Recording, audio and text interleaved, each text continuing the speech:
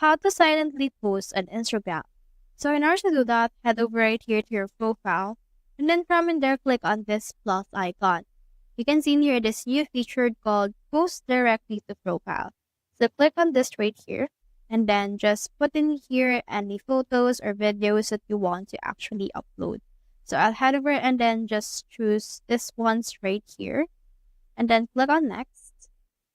And then you can also see in here this option called that they have right here.